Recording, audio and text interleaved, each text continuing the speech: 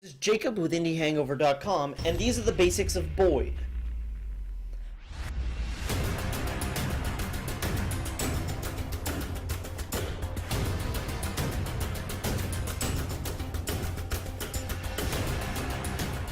Boid is an RTS published by tinyBuild that was developed by Modus Games. While Boid has been in early access since last January, it's launching its free multiplayer mode on Steam today. This video is a quick overview of the basics to help get you started. Unlike other RTS games you might have played, there's no resource to collect in Boid.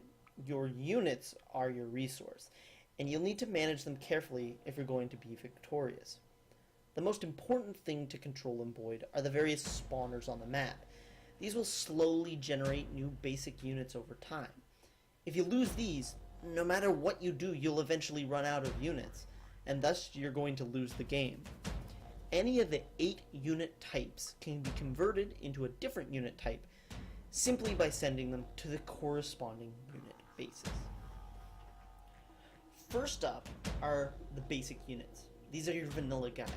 You'll start with them, and you need to capture spawn points to get more of these. You can turn these into other units based on what you need at the time during the match. Scouts are very fast and they're very agile, so they're good at, you guessed it, scouting out the map. Crabs are incredibly slow and incredibly tough, but they can dish out a ton of damage. Guns are slow and they don't have a lot of health, but they're a ranged unit, meaning that they're really good in defensive situations. These 3 units, the crab, the scout, and the gun, form the core of Boid, and they operate on a rock, paper, scissors mechanic, where a crab is going to beat out a scout is always going to beat a gun, and a gun is always going to beat a crab. These aren't the only units you have, though, and there's a number of support units you can also generate.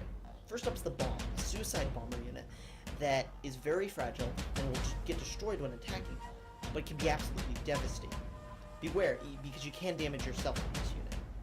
Venoms are a damage over time unit. They'll give a debuff to enemy units that will kill them if it's not treated. That's treated by a medic, which is a very fast unit that will heal other units in its immediate area, but it can't attack at all, so it needs other units with it. It's also able to remove that venom debuff. Finally, there's the leech, which immobilizes enemy units and kills them slowly with a very minor damage over time. It's our hope that this overview has piqued your interest in Boid, and we'd encourage you to go give it a try.